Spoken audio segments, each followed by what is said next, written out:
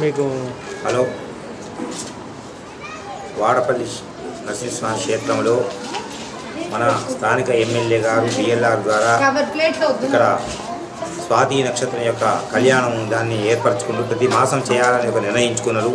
First సారి ఆయన చేపించిండు, తర్వాత కూడా ఆయన శ్రద్ధ వహించి ఇక్కడ వాళ్ళకు మన మన చైర్మన్లకు మరియు ఈవో గారికి భక్త మహాశయులకు భక్తులకు గ్రామ పెద్దలకు అందరికీ సూచించిండు. ఇక్కడ మీరందరూ వచ్చి ప్రతి వారం ప్రతి నెల మాసోత్సవంలో కళ్యాణం చేస్తాం, అన్నదానం కూడా చేపిస్తున్నాం. కాబట్టి ప్రతి ఒక్కరు యొక్క హాజరు పరచాలని కోరిండ్రు.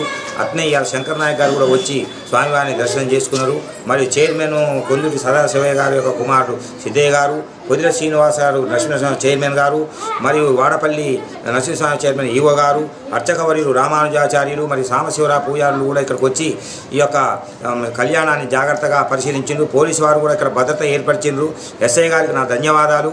మరియు ఇక్కడ మన కళ్యాణ మండపంలో ఉన్న మన స్టాఫ్ కానీ మరియు ఇతర మన ప్రజాప్రతినిధులు కూడా వచ్చి ఇక్కడ అన్నిటికీ సహాయపడుతుండ్రు. వాళ్ళకు ధన్యవాదాలు.